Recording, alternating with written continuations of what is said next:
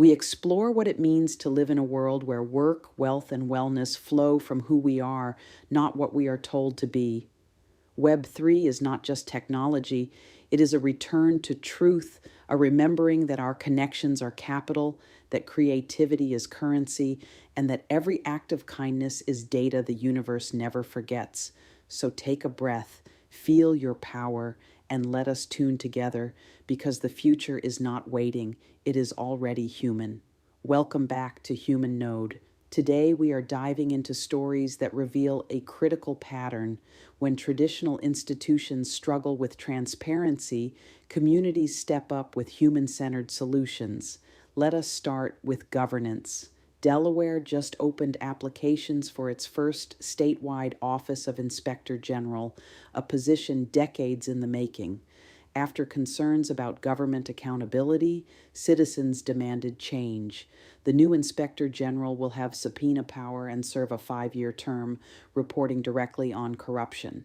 This is civic accountability built by persistent advocacy. Meanwhile, in New Jersey, the lame duck legislative session is raising eyebrows. With Governor Phil Murphy's term ending in January, Democrats are fast-tracking bills on clean energy, school cell phone bans, and affordable housing. Republicans worry about transparency, calling previous lame duck periods a breeding ground for legislation that lacks proper public input. The concern is the same across parties. When decisions happen behind closed doors, communities lose their voice. Here is where it gets interesting. While institutional governance wrestles with accountability, grassroots preparedness communities are building resilience networks based on timeless principles. A 20-year anniversary reflection from survival blog founder James Wesley Rawls emphasizes 4 pillars: charity, civility, community, and hope. Not just stockpiling supplies, but building genuine bonds with neighbors, practicing anonymous generosity, and recognizing that lone wolf survival is a myth. Real resilience comes from activated community networks. This is a blueprint for microeconomies. When people prioritize mutual aid, skill sharing, and local networks over institutional dependency, they create economic sovereignty from the ground up. Even retail is catching on.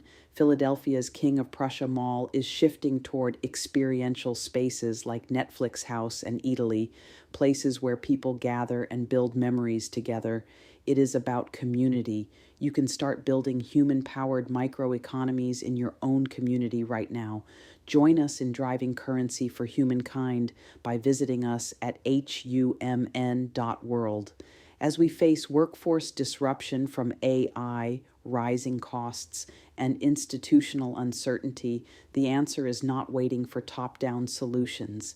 It is activating the networks we already have: neighbors, local businesses, community organizations, and digital tools like blockchain that put power back in our hands. From Delaware citizens demanding accountability to preparedness communities practicing radical generosity, we are seeing American ingenuity shine when people create solutions themselves. The question is not whether change is coming, it is whether we will be passive observers or active builders of the systems we need. The future of blockchain is not just about faster transactions or more complex smart contracts. It is about creating systems that give people more control over their data, finances, and digital lives.